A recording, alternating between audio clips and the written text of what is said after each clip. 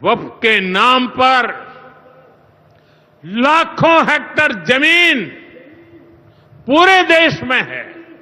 पूरे देश में 6 लाख से ज्यादा रजिस्टर्ड वक्फ प्रॉपर्टीज है, जिनका कुल एरिया 8.5 लाख एकड़ से भी ज्यादा बताया जाता है।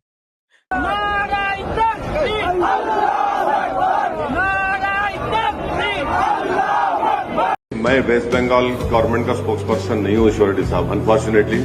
ये सारी वीडियो जो चली अभी आप देख चुके हो या देखोगे नहीं तो कम से कम फीड में आ ही जाएंगे अपने आप ऑटोमेटिकली, क्योंकि वायलेंस ये सारी चीज़ें आ ही जाती हैं फीड पे।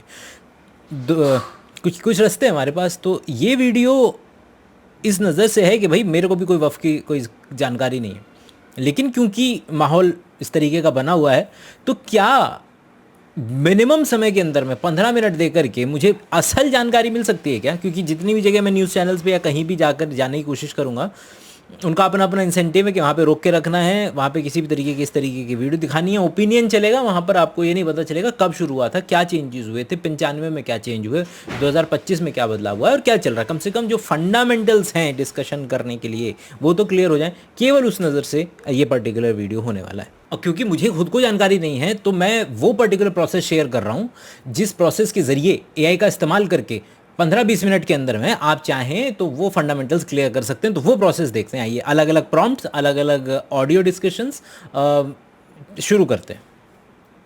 देख दोस्त, मेरे पास ज़्यादा समय तो है नहीं, मुझे बहुत ही हाइपर डिटेल में टेबल वगैरह बना करके बताइयो और मेरे ही बोलने वाले स्टाइल में बताइयो कि ये वक्फ वाला जो पंगा चल रहा है, वक्फ वाला, इसमें इतिहास में इसकी स्थापना क्यों हुई थी और अभी सरकार ने ऐसा क्या बदल दिया है और लोग इतना हंगामा क्यों कर रहे हैं इसके ऊपर।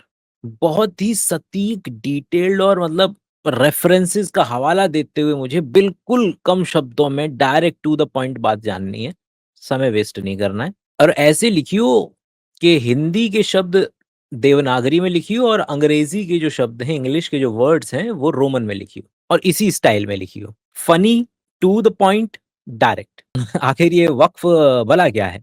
वक्फ का मतलब है इस्लामिक लॉ में क्या होता है कि बेसिकली भाई वक्फ वक्फ का मतलब है कि किसी प्राइवेट प्रॉपर्टी को अल्लाह के नाम पर हमेशा के लिए डेडिकेटेड कर देना।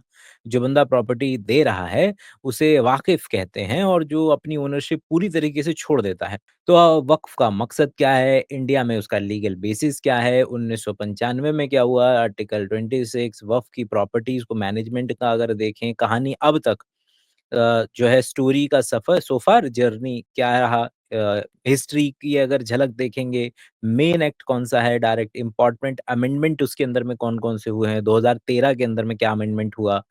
अगर 1954, 1995, 2013 के अमेंडमेंट देखें तो ये चीज़ें हुई। फिर फीचर क्या है वक्फ एक्ट 1954 में, 95 में और 2013 में क्या-क्या अंतर आया है तीनों के अंदर में, उसकी एक टेबल बना करके दी है बढ़िया-सी। पहले पंगे कब हुए और क्यों हुए? वो आराम से मतलब कि 10 मिनट 15 मिनट के अंदर में पढ़ करके वो लेवल की जानकारी आ सकती है, जो लेवल की जानकारी आप पूरे दिन ओपिनियन सुनते रहें, मज़े लेते रहें, वो चीज़ें नहीं समझ में आ सकती। केवल और केवल मैं जो मानता हूँ कि वो पर्टिकुलर चीज़ कि आप एक पर्टिकुलर समुदाय से बिलॉन्ग करेंगे, चिल्लाएँगे कि जी अच्छा किया। एक पर्टिकुलर से बिलॉन्ग करेंगे तो भई हनन है, आप कैसे इन्फ्रिंजमेंट कर सकते हैं। लेकिन यहाँ से कम एक चीज़ पे लड़ाई नहीं होगी, वो है कि जो फंडामेंटल्स हैं, जो उम, जो असल जानकारी है, जो नहीं बदली जा सकती, जो कि अमेंडमेंट्स हैं तो हैं, वो क्या-क्या चीज़ हैं। झगड़े की जड़ मेन पॉइंट क्या है जो आजकल चल रहा है। आई होप कि मैंने बताने की कोशिश की कि मैं अगर करता हूँ, तो कब मैं अपने लिए क्या प्रोसेस इस्तेमाल करता हूँ। आप इस प्रोसेस को एंकर बना के शुरुआत करें, फिर जाएँ जिस भी डायरेक्शन में आपको जाना है। गूगल एआई स्टूडियो में अगर हम नीचे जाएँ तो यहाँ ग्राउंडिंग विद गूगल लिखा होता है, मतलब कि आप गूगल से वो बात करेगा, उसके पास वो सारी जानकारी एग्ज़िस्ट करेगी जो गूगल के पास होती है। अगर मैं इंडिया इंग्लिश पे आ जाता हूँ लैंग्वेज में और हिंदी भी है इसके अंदर में तो। हुँ, चलें भाई ये वाला आइडिया स्टार्ट करने की कोशिश करते हैं। हाय! मेरी आवाज़ आ रही है? क्या आपको हाँ, ठीक से मैं सुनाई दे आपकी रहा है? आवाज़ साफ-साफ हाँ, सुन पा मुझे रहा हूँ। ठीक से सुनाई दे रहा है। आपने क्या आपको मेरी आवाज़ स्पष्ट है?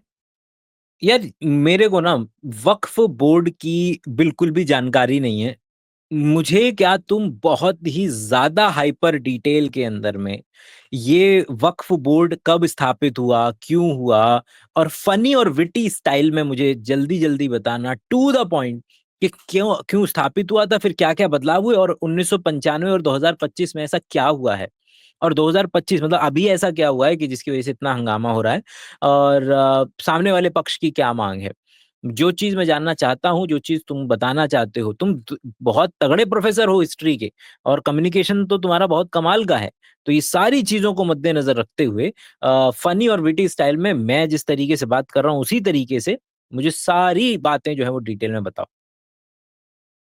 आप वक्फ बोर्ड के बारे में जानना चाहते हैं, खासकर इसकी स्थापना, इतिहास और वर्तमान विवादों के बारे में। क्या आप ये भी जानना चाहते हैं कि वक्फ बोर्ड की स्थापना के पीछे क्या कारण थे, 1995 और 2025 में क्या बदलाव हुए, वर्तमान में क्या हो रहा है जिससे इतना हंगामा हो रहा है और सामने वाले पक्ष की क्या मांग है? जरूर, मैं आपको वक्फ बोर्ड के बारे में जानकारी देता हूं। यहाँ एक संक्षिप्त विवरण दिया गया है। इस्लामी कानून में वक्फ का मतलब है किसी संपत्ति को स्थायी रूप से अल्लाह के नाम पर समर्पित करना, ताकि उसका उपयोग सार्वजनिक कल्याण के लिए किया जा सके। स्थापना। भारत में वक्फ की अवधारणा दिल्ली सल्तनत के समय से चली आ रही है। पहला वक्फ अधिनियम 1954 में पारित किया गया था, जिसे बाद में निरस्त कर दिया गया। 1995 में एक नया वक्फ अधिनियम पारित किया गया, जिसने वक्फ बोर्डों को और भी अधिक अधिकार दिए। उद्देश्य।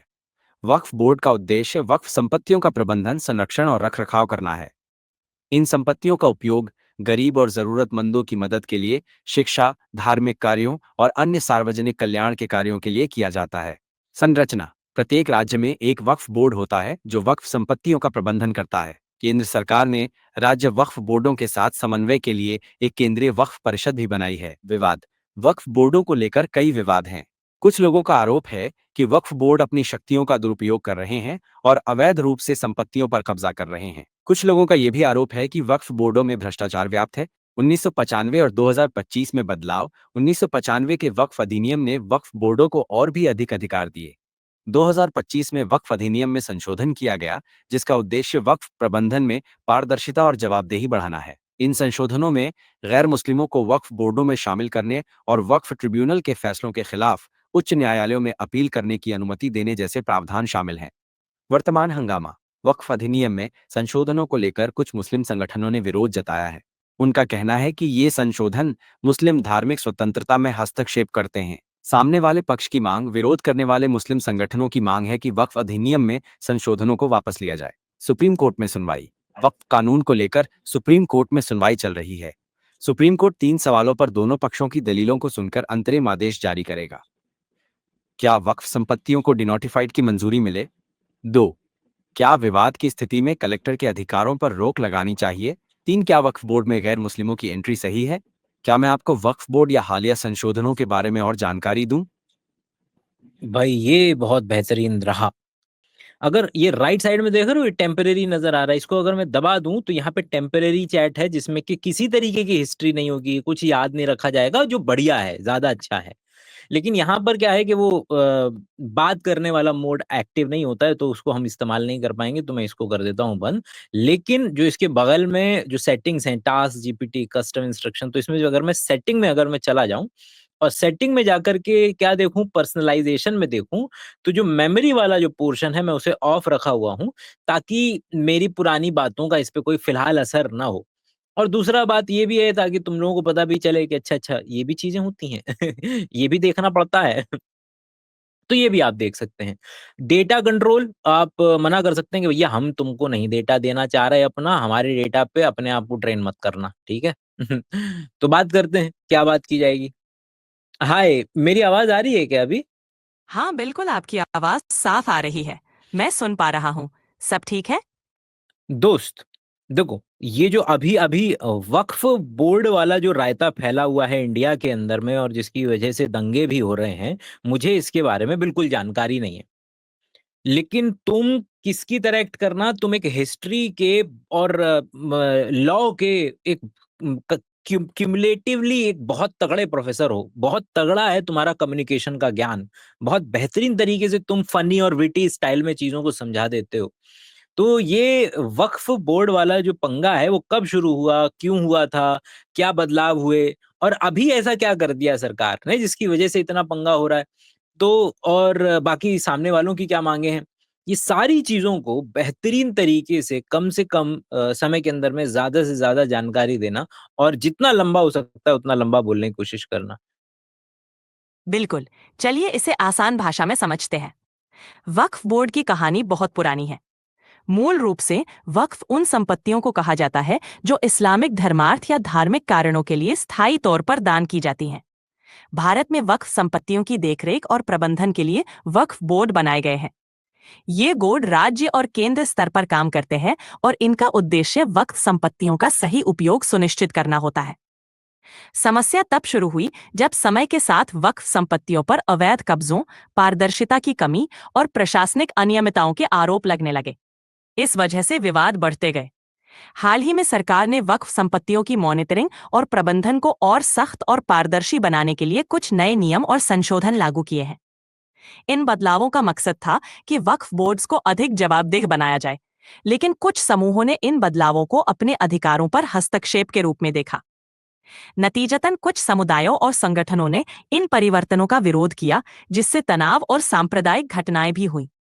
विरोध करने वालों की मांग है कि वक्फ संपत्तियों के प्रबंधन में समुदाय की अधिक भागीदारी हो, पारदर्शिता बनी रहे और उनका धार्मिक और सांस्कृतिक अधिकार सुरक्षित रहे। तो कुल मिलाकर ये मामला संपत्ति के अधिकार, धार्मिक स्वतंत्रता और प्रशासनिक सुधारों के बीच संतुलन बनाने का है और इसीलिए इसने तनाव और बहस को जन्म दिया है। देखो दोस्त, तुम कम्युनिकेशन अच्छा कर रहे हो लेकिन तुमने मुझे बहुत ज़्यादा सटीक जानकारी नहीं दी। अभी तुमने कम्युनिकेट बहुत अच्छे तरीके से किया, मुझे फंडामेंटल कुछ-कुछ आइडिया समझ में भी आया।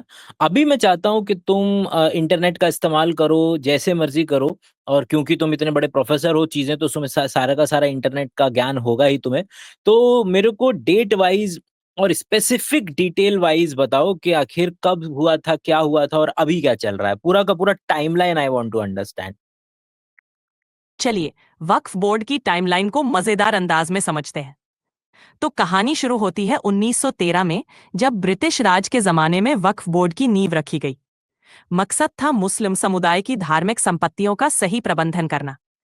फिर आगे बढ़ते हैं 1923 में, जब मुसलमान वक्फ अधिनियम लागू हुआ, जिसने वक्फ संपत्तियों के लिए कुछ औपचारिक नियम कायदे बनाए। इसके बाद 1954 में एक और बड़ा कदम उठाया गया, जब एक नया वक्फ अधिनियम आया, जिसने इन संपत्तियों के प्रबंधन को और मजबूत किया। फिर 1995 में एक नया अधिनियम आया, जो पहले के नियमों को रिप्लेस कर गया और वक्फ बोर्डों को और भी सशक्त किया। और अब हाल ही में 2025 में एक और संशोधन अधिनियम पारित हुआ है, जो वक्फ संपत्तियों के प्रबंधन और पारदर्शिता को और बढ़ाने के लिए लाया गया है। तो यूं समझ लीजिए कि वक्फ बोर्ड की कहानी दशकों से चल रही है और हर दौर में इसे और बेहतर और आधुनिक बनाने की कोशिश हुई है। एआई स्टूडियो ने बहुत ज़्यादा बेहतर तरीके से चीज़ों को प्रेज़ेंट किया है एज़ कम्पेयर टू चैटजीपीटी, जो कि मुझे, अगर मैं कंपेयर करूँ तो मुझे बिल्कुल भी पसंद नहीं आया था वो। आप समझ पा रहे होंगे कि किस तरीके से अगर हम उसको रोल प्ले करने के लिए बोले तो वो बहुत बढ़िया तरीके से जवाब देने की क्षमता रखता है। हमारे सवाल जिस तरीके के होंगे, उसके जवाब उस तरीके के होंगे। चाहो मतलब अल्टीमेट आपके पास ऑप्शन है कि आप अगर फेड अप हो चुके हैं उन न्यूज़ चैनल से, क्योंकि न्यूज़ चैनल्स हो या फिर कोई पर्टिकुलर इंस्टाग्राम हो, यूट्यूब हो या कोई भी वेबसाइट हो, सबका एक उद्देश्य है कि उस जगह आप ज़्यादा से ज़्यादा टिकें। मेरा भी यही उद्देश्य है, लेकिन मैं कोशिश कर रहा हूँ कि क्या उसमें वैल्यू ऐड करके अपने पास ज़्यादा रोक सकता हूँ क्या तुम्हें? तो तुम्हें रास्ता बता रहा हूँ कि किस तरीके से कम समय के अंदर में हम ज़्यादा से ज़्यादा जानकारी को अपने पास लेकर के आ सकते हैं। स्पेसिफिक सवाल जो है पूछ सकते हैं। पहले तो ये समझ कि मुझे जो आउटपुट चाहिए, वो मिक्स्ड स्क्रिप्ट में चाहिए। मेरे ही स्टाइल में लिखेगा तू। हिंदी के शब्द देवनागरी में लिखने हैं और इंग्लिश के वर्ड रोमन स्क्रिप्ट में लिखने हैं। मुझे बिल्कुल आइडिया नहीं है कि ये वक्फ वाला जो केस चल रहा है इंडिया में अभी, वो है क्या? मुझे बिल्कुल सटीक जानकारी चाहिए, हेडिंग और उसके नीचे बुलेट पॉइंट, फिर हेडिंग, फिर बुलेट पॉइंट, कि ये कब हुआ था पहली बार और क्यों हुआ था? और अभी लेटेस्ट ऐसा क्या बदलाव आया है कि जिसकी वजह से हंगामा हो रहा है? और लोगों की क्या मांगे हैं, और वो जानकारी जो तुझे लगता हो बहुत इंपॉर्टेंट है देने के लिए, लेकिन to the point, interesting witty style में बताना है, स्टाइल में बताना है, और आउटपुट फॉर्मेट का। तो आज के इस आइडिया, आई होप कि यू विल अंडरस्टैंड कि किस तरीके से इससे बात करनी है, इसको रोल प्ले करवाना है और जानकारी निकलवानी है इससे कम समय के अंदर में।